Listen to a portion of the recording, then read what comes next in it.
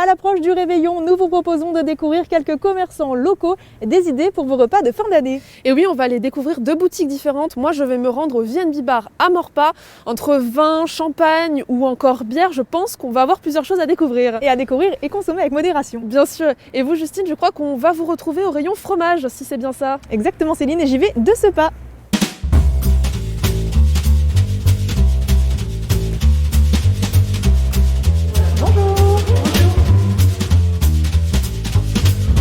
Je me trouve à la fromagerie Les Petites Souris à Montigny-le-Bretonneux et je suis accompagnée de Muriel Diry. Vous êtes la fromagère, bonjour. Bonjour. Donc vous avez créé la boutique un peu pour faire redécouvrir notre patrimoine français qui est le fromage et vous sélectionnez vos produits auprès de petits producteurs. C'est bien ça. J'ai créé ma boutique il y a 2 ans avant le confinement. Je sélectionne donc mes fromages auprès de petits producteurs avec qui je suis en collaboration toutes les semaines pour sélectionner les fromages, les meilleures sélections, tout ce qui est à la truffe, au lait cru. C'est bien, super. Est-ce que déjà, vous pouvez nous parler un peu de vos produits phares? Alors, mes produits phares, pour les fêtes, on a rentré du coup au mois d'octobre une tome de brebis au lait cru. Donc celui-ci. C'est ça, qui est affiné dans du foin dans les Pyrénées, donc ce qui donne au goût de lait de brebis un goût assez doux. D'accord. On a également le barisien truffé, qui existe aussi au lait cru, mais sans truffe, mais que je ne fais pas sans truffe. Et après ça, on a le délice de Vulcain, qui ressemble à un Vulcain par rapport au volcan, puisqu'il vient de l'Allier. Et celui-ci, c'est un chèvre assez crémeux, assez tendre. Très bien. Peut-être, est-ce qu'on peut goûter un peu tout ça? Ça m'a donné envie. On peut, il n'y a pas de souci. Ah bah super, je vous suis alors.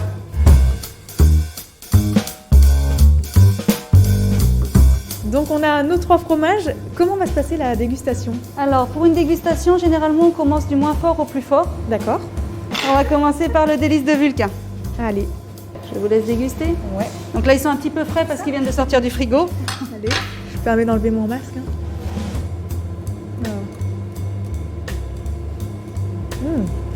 Il est super frais. Oui. Bon. C'est encore un petit peu froid parce qu'ils sortent du frigo. Normalement, il faut les sortir 1 heure avant pour la dégustation. D'accord. Ensuite, on va avoir du coup la tome qui est affinée dans du foin. Donc c'est normal qu'elle ait un peu de foin dessus puisqu'elle est vraiment enroulée dans le foin.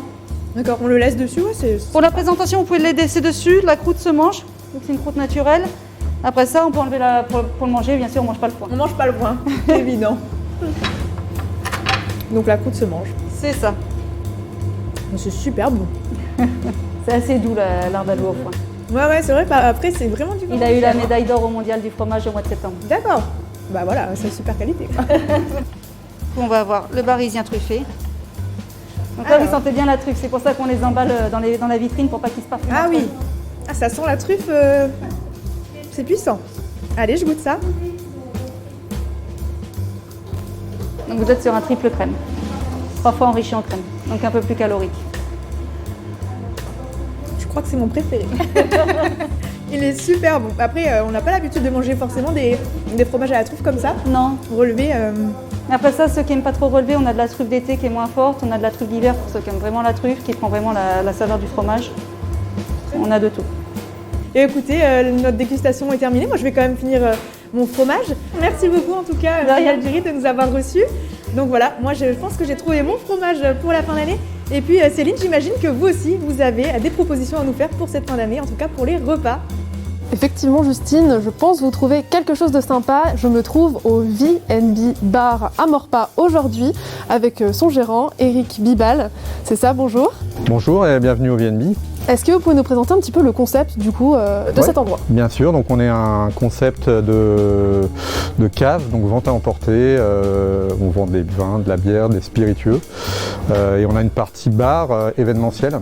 Et donc je sais que vous faites bière, vin, champagne. C'est un peu difficile de s'y retrouver des fois. Est-ce que vous pouvez nous proposer une petite sélection de vins pour le Nouvel An? Parce que là, la soirée arrive et je crois que beaucoup de personnes voudront savoir ce que vous nous avez préparé. Pour commencer, je vous propose un chardonnay, un vin blanc en cépage chardonnay, un blanc très fruité, très beurré, vraiment d'une grande finesse. Ça va très bien se marier avec une entrée, un poisson, ça va se boire également en apéritif. On ne peut pas faire non plus fêter la fin d'année sans boire une coupe de champagne. Évidemment. Donc j'ai sélectionné un champagne de propriété, le Charles Mereuil, un blanc de noir, un champagne brut mais c'est avec une certaine sucrosité. C'est vraiment très fin aussi, donc idéal pour fêter la fin d'année avec ça. Et ben je crois qu'avec ça, on n'est pas trop mal. Et moi, par contre, j'aime beaucoup le foie gras. Oui. Alors, est-ce que vous auriez des conseils pour une bonne boisson qui peut accompagner le foie gras? J'ai fait une sélection de 2 vins légèrement sucrés, notamment un Jurançon qui est un vin une appellation des Pyrénées. Si on n'aime pas forcément les vins trop sucrés, on peut aussi manger un foie gras avec un vin d'Alsace, un Gewürztraminer. Moi, ça m'a donné envie de goûter. Je sais pas vous, mais en tout cas, on va passer à la dégustation. Avec plaisir. Donc là, je vois les 2 bouteilles dont vous m'avez parlé tout à l'heure. 2 vins parfaitement adaptés pour servir avec un foie gras. Je vous propose de le déguster. Et ben on va goûter ça tout de suite. Allez. Hop, je me permets d'enlever le masque.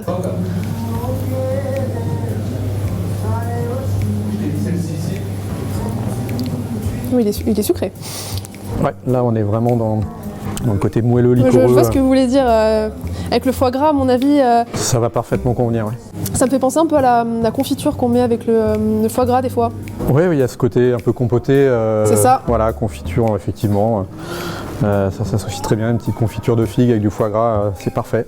Et le deuxième, du coup, vous m'avez dit que c'était un vin un peu... Donc un vin alsacien, un cépage, donc le cépage c'est le raisin qui est utilisé. Donc un vin plus fort en goût. Pas fort, oui, un petit peu plus marqué, moins le côté sucré. Donc les Gewürztraminer, c'est des vins très fruités avec des notes un peu de fruits jaunes, un côté très vif. D'accord. Très aromatique. Voilà, ça permet d'avoir un côté très un peu acidulé également avec un foie gras.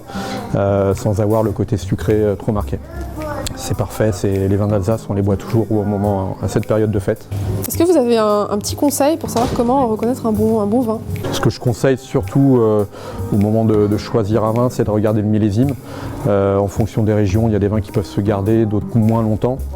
Donc voilà, il y a des années qui sont intéressantes, d'autres moins, en tout cas pour les vins de garde, mais toujours l'importance de se faire conseiller par son caviste notamment. Je crois que mon préféré sera celui-là. D'accord, écoutez, voilà, le choix est fait pour le réveillon.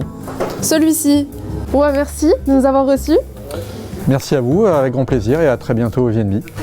En tout cas, Justine, nous voilà bien équipés pour le nouvel an. Quant à vous, on espère vous avoir donné quelques idées. En attendant, passez de bonnes fêtes!